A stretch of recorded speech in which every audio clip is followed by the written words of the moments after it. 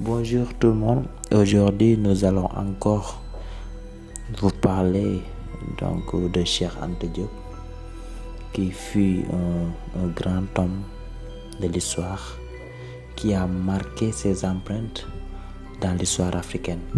Grandiose. Il y a souvent un procès d'intention qui passe à côté des sentiments réels. Vous ne trouverez jamais, on fausse même la psychologie humaine, vous ne trouverez jamais un peuple qui admire l'histoire d'un autre peuple. Prenez la Serbie, prenez n'importe quel peuple.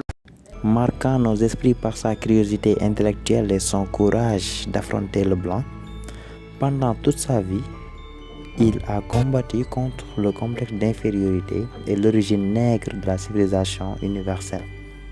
Donc, montrant que l'homme noir n'a rien à envier à l'homme blanc, que nous ne devons pas avoir peur devant le blanc, qu'il a même critiqué lors de son conférence à Niamey en 1984.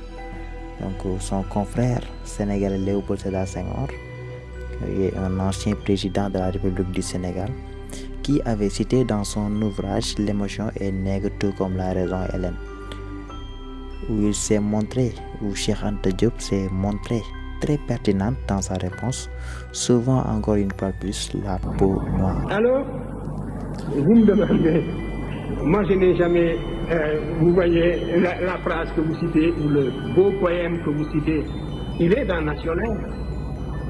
Je l'ai cité, l'émotion est nègre et la raison hellène. Cette dichotomie, je l'ai combattue, c'était même une des raisons. Vous voyez bien la différence qui nous sépare de toute cette littérature. Comment voulez-vous, il faut prendre connaissance au moins de tout cela. En tout cas, c'est en toutes lettres dans National où je montrais qu'il n'y a pas, d'une part, un monde blanc rationnel seul, auquel seul la vérité est accessible, et un monde noir fait de sensibilité et de réflexes de subordination.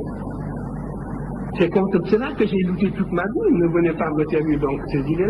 Il lui a été posé une autre question à Niamey en 1984, donc, qui allait même dans cette lancée. Quand est-ce que les Européens acceptent vos théories? Je crois que le mal que l'occupant nous a fait n'est pas encore guéri. Voilà le fond du problème. L'aliénation culturelle finit par être partie intégrante de notre substance, de notre âme. Et quand on croit s'en être débarrassé, on ne l'a pas encore fait complètement. Souvent, le colonisé ressemble un peu, ou l'ex-colonisé même, ressemble un peu à cet esclave du 19e siècle, qui libéré va jusqu'au pas de la porte, et puis revient à la maison parce qu'il ne sait plus où aller. Il ne sait plus où aller. Depuis le temps qu'il a perdu la liberté, depuis le temps qu'il a acquis des réflexes de subordination, depuis le temps qu'il a pensé, comme appris à penser à travers son maître. C'est un peu ce qui est arrivé aussi à l'intelligentsia africaine dans son ensemble. Parce que, en dehors de quelques questions, toutes les questions que vous m'avez posées reviennent à une seule. Quand est-ce que les Blancs vous reconnaîtront-ils? Parce que la vérité sonne blanche. C'est cela. Mais c'est dangereux ce que vous dites.